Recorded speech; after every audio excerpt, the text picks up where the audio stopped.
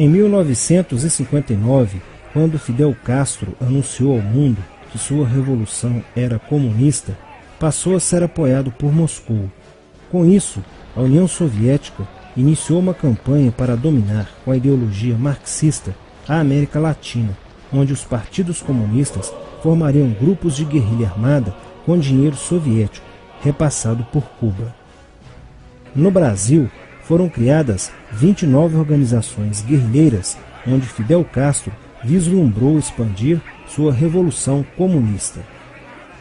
Em 1961, o presidente do Brasil, Jânio Quadros, condecorou o guerrilheiro cubano Che Guevara com a Ordem do Cruzeiro do Sul, sem imaginar que 4 meses antes o Partido Comunista Brasileiro acertara com Fidel Castro o envio de jovens brasileiros para o treinamento de guerrilha em Cuba, com a finalidade de preparar quadros revolucionários que desencadeariam a luta armada no Brasil.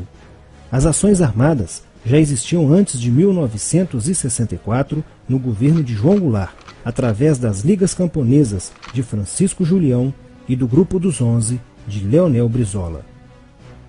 Com a chegada ao poder, em 1964, do presidente Castelo Branco, centenas de comunistas e políticos de esquerda refugiaram-se no Uruguai, onde formariam a Frente Popular de Libertação, que a partir de 1965 empreenderia atos de sabotagem urbana e focos de guerrilha rural no Brasil, principalmente na Serra do Caparaó, cujos guerrilheiros, apoiados por Leonel Brizola, foram combatidos e vencidos por tropas da Polícia Militar de Minas Gerais. Em 1966, a esquerda brasileira, decidida a tomar o poder à força e em curto prazo, passou a adotar táticas terroristas como as que foram usadas pelo grupo guerrilheiro Ação Popular, que ao explodir uma bomba no saguão do Aeroporto Internacional de Guararapes, em Recife, matou o jornalista Edson Regis de Carvalho e o almirante Nelson Gomes Fernandes. A influência da Revolução Cubana passou a servir de modelo para muitos revolucionários como Carlos Marighella, do PCB, que em 1967 viajou a Cuba e participou de um evento sobre a propagação da luta armada no território brasileiro.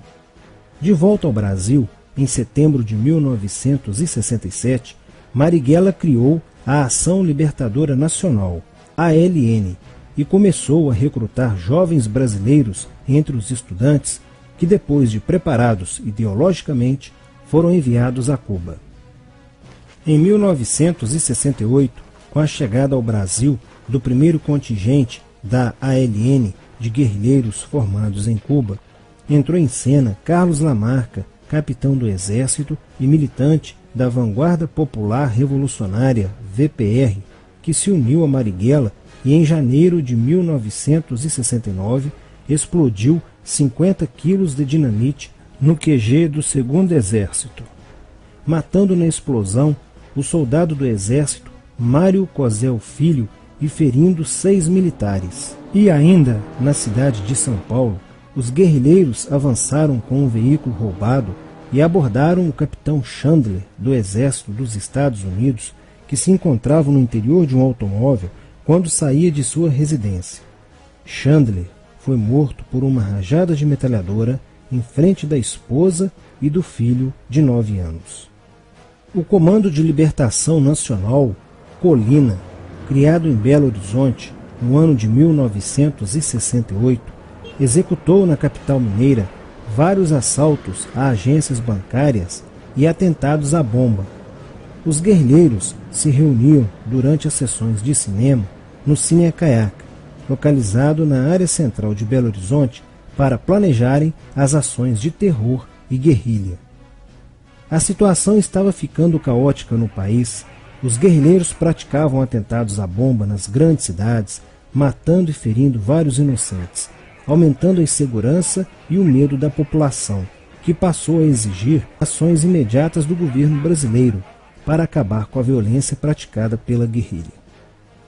Atendendo ao clamor público para combater o terrorismo e a guerrilha com mais rigor, o presidente Costa e Silva editou o Ato Institucional número 5, AI-5, que previa o exílio e punições mais severas aos autores de atos de guerrilha terrorista praticados contra a população brasileira.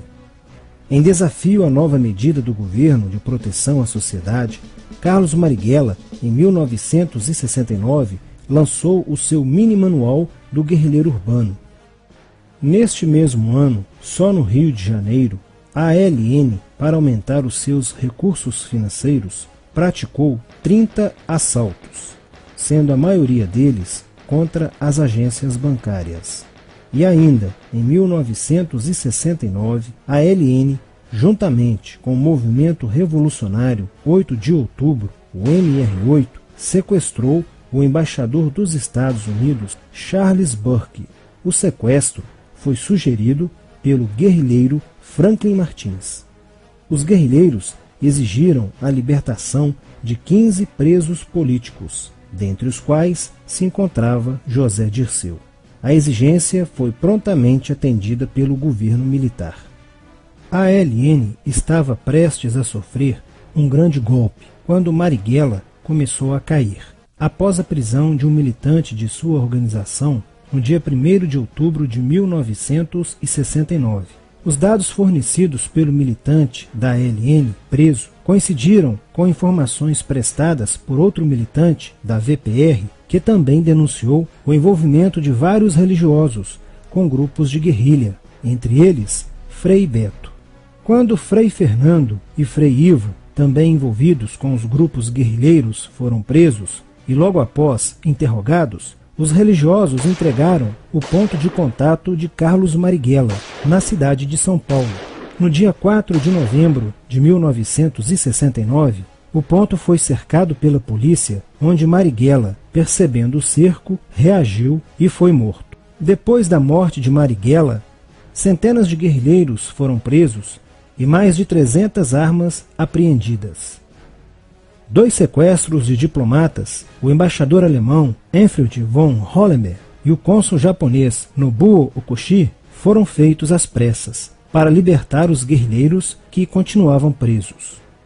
Inspirados no marxismo cultural, vários militantes da esquerda brasileira iniciaram a estruturação de uma organização que se infiltrou nas faculdades brasileiras, bem como no meio artístico e cultural, e principalmente nas edições de jornais, setores estes com grande poder de influência sobre a formação da opinião popular.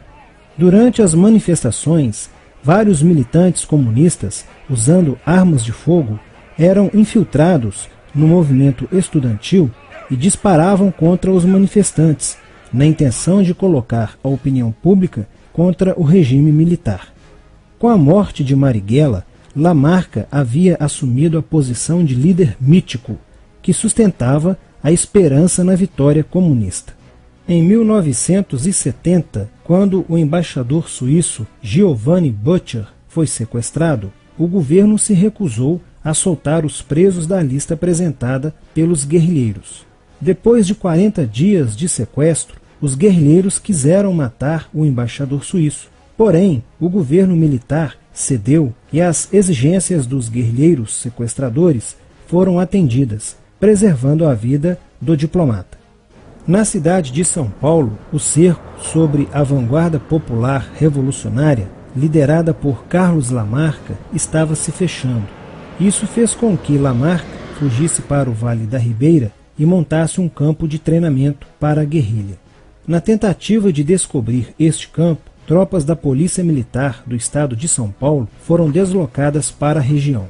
No dia 8 de maio de 1970, um pelotão comandado pelo tenente da Polícia Militar, Alberto Mendes Júnior, foi emboscado e rendido por guerrilheiros da VPR.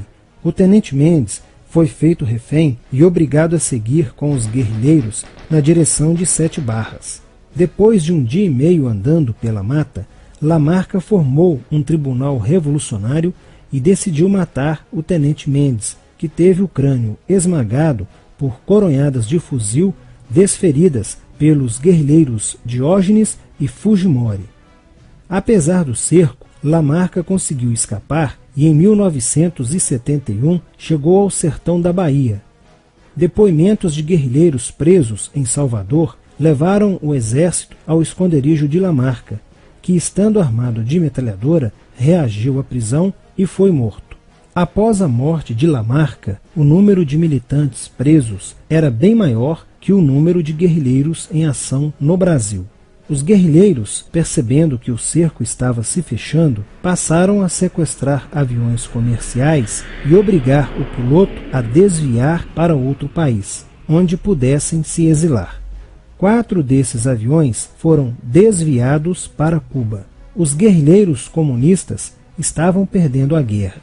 Os militantes que abandonavam as armas eram acusados de traição nos tribunais vermelhos e executados pelos próprios companheiros, em atos de justiçamento. Já no início de 1971, o PCdoB conduzia o trabalho de campo na região do Araguaia, na divisa entre os estados de Goiás, Pará e Maranhão, com a missão de implantar um núcleo guerrilheiro que tinha por objetivo fomentar uma revolução socialista, onde centenas de guerrilheiros já haviam se estabelecido há pelo menos 6 anos. No início de abril de 1972, o presidente Médici enviou à região do Araguaia equipes especializadas em inteligência que, da busca do conhecimento sobre a atividade clandestina, logo efetuaram as primeiras prisões, entre elas a de José Genuíno, primeiro guerrilheiro preso no Araguaia. Logo após, o exército sofreu as suas primeiras baixas, ao ter um grupamento emboscado por elementos liderados por Oswaldo Orlando da Costa, conhecido por Oswaldão. Isso fez com que o exército passasse a empregar tropas convencionais que cercaram toda a região do Araguaia. Com a derrota cada vez mais próxima e com o total abandono logístico do PCdoB, ao qual os guerrilheiros foram relegados, sem armas, comida e remédios, vários militantes da guerrilha, encurralados, quiseram se entregar, mas foram mortos pelos próprios companheiros em atos de justiçamento. Após a morte de Oswaldão e o desmantelamento do comando militar da guerrilha, o cerco do exército se fechou sobre os rebeldes e vários guerrilheiros foram presos. Assim terminava o sonho da esquerda brasileira de transformar o Brasil em uma ditadura comunista. Mas a esquerda brasileira não desistiria de conquistar o poder e retornaria mais tarde com uma tática mais eficiente que a luta armada: o marxismo cultural.